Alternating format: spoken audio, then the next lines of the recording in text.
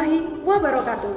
Perkenalkan, kami dari kelas PGMIA kelompok 7 pembelajaran fikih di MI atau SD yang beranggotakan Ananda Khofifah, Devi Rofiatus Solihah, dan Dwi Maisyarah yang akan membahas tentang jenis-jenis media pembelajaran fikih. Dosen pengampu Bapak Hudan Aisyah Ansori MPD. Untuk lebih jelasnya, simak video kami berikut ini.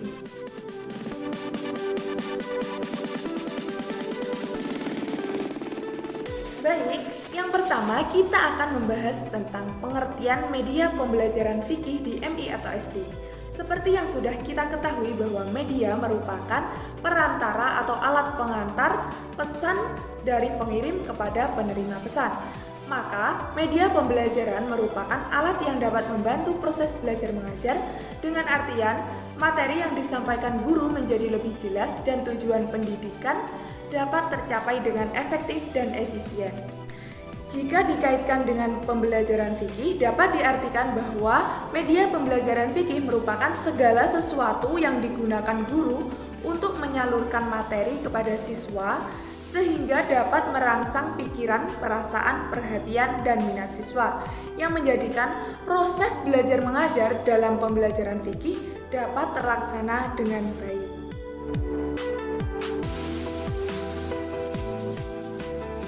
Selanjutnya yaitu fungsi dan tujuan dari media pembelajaran fikih.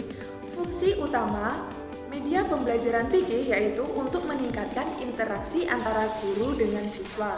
Adapun fungsi lain diantaranya yang pertama menangkap sesuatu objek atau peristiwa, contohnya dengan foto ataupun video. Yang kedua yaitu memanipulasi keadaan tertentu dengan menyajikan bahan pembelajaran yang bersifat objektif. Dan yang ketiga, menambah gairah dan motivasi siswa dalam belajar.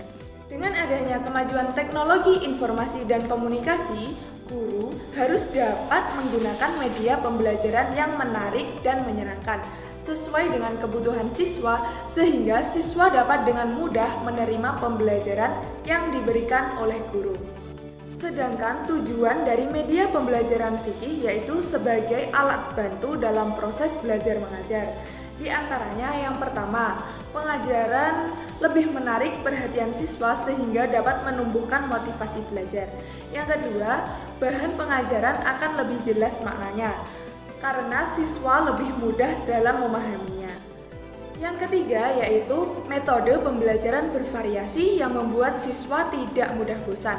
Dan yang keempat yaitu siswa menjadi lebih aktif melakukan kegiatan belajar karena tidak hanya mendengarkan dari penjelasan guru saja. Dari teori tadi dapat disimpulkan bahwa media pembelajaran itu dapat memperjelas penyajian materi yang dapat meningkatkan dan mengarahkan perhatian siswa sehingga menimbulkan motivasi belajar. Selain itu juga dapat mengatasi keterbatasan seperti indera, ruang, dan waktu. Pembahasan selanjutnya yakni mengenai jenis media pembelajaran dalam pembelajaran fikih di MISD. Sebagaimana yang kita ketahui bahwa media pembelajaran selalu berkaitan dengan perkembangan teknologi. Begitupun dalam pembelajaran fikih. Oleh karena itu, media dalam pembelajaran fikih juga dikelompokkan berdasarkan perkembangan teknologi. Yang pertama, media hasil teknologi cetak.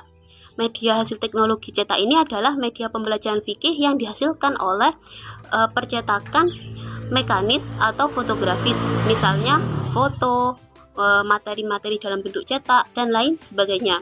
Yang kedua adalah media hasil teknologi audiovisual. Media jenis ini adalah media yang dihasilkan oleh mesin-mesin elektronik atau mekanis dalam bentuk audiovisual dalam menyampaikan materi pembelajaran fikih. Yang ketiga adalah media hasil teknologi berdasarkan komputer. Media pembelajaran jenis ini adalah media yang berbasis mikroprosesor.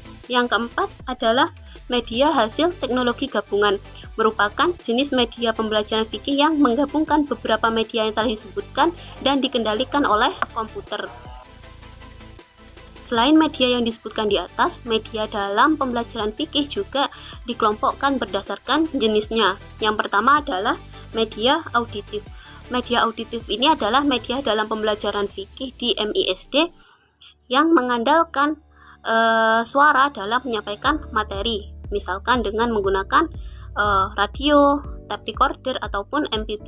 Yang kedua adalah media audio visual. Media ini adalah media yang mengandalkan penglihatan dalam menyampaikan materi pembelajaran fikih di MISD. Contohnya menggunakan foto, lukisan ataupun gambar. Dan yang ketiga adalah media audio visual, yaitu media yang menggabungkan pendengaran dan penglihatan dalam menyampaikan materi pembelajaran fikih di MISD, misalnya video, kemudian menggunakan film dan lain sebagainya. Media dalam pembelajaran fikih juga dikelompokkan berdasarkan daya liputnya. Yang pertama, media dengan daya liput luas dan serentak. Media jenis ini adalah media yang memiliki jangkauan yang sangat luas dan tidak terbatas ruang ataupun waktu, misalnya televisi ataupun radio. Yang kedua adalah media dengan daya liput terbatas oleh ruang.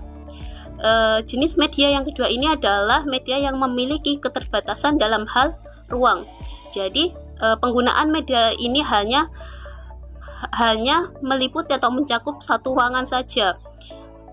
Misalnya, yaitu pemutaran film media dengan menggunakan film di suatu kelas atau dalam suatu ruangan.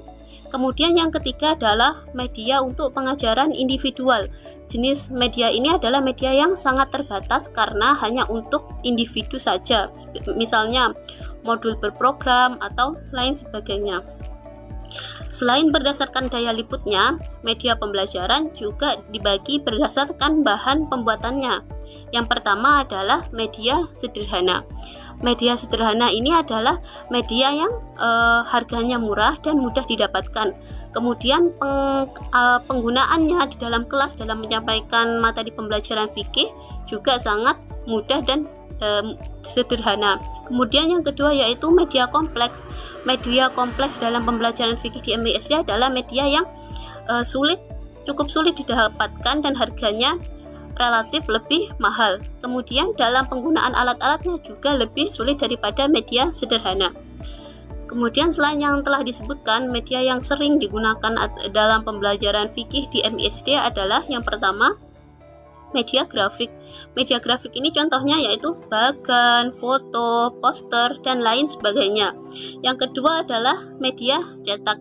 Media cetak ini bisa berbentuk modul, LKS, ataupun buku. Kemudian yang ketiga adalah media proyeksi atau multimedia interaktif. Contohnya adalah OHP. Dan yang terakhir adalah media lingkungan sekitar. Media lingkungan sekitar ini adalah dengan memanfaatkan lingkungan sekitar kita sebagai media pembelajaran fikih di MISD.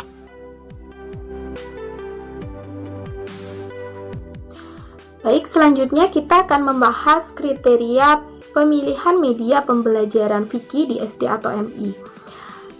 Secara umum, ada beberapa kriteria dalam pemilihan media pembelajaran.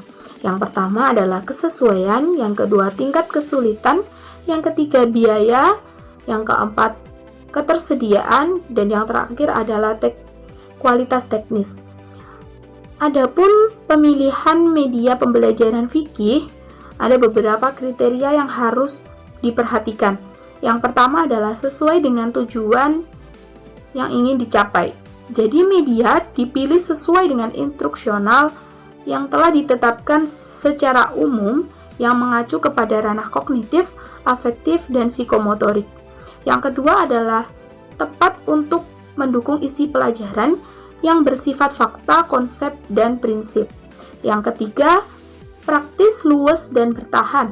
Yang keempat, kreativitas guru dalam menggunakan media. Yang kelima, pengelompokan sasaran media yang efektif. Untuk kelompok besar belum tentu efektif jika digunakan pada kelompok kecil atau perorangan. Yang terakhir, mutu teknis. Pengembangan visual baik gambar harus memenuhi persyaratan teknis tertentu.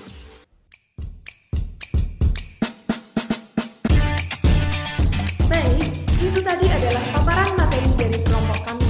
Apabila dalam penyampaian kami terdapat kurangnya, kami dari kami semoga bermanfaat. Wassalamualaikum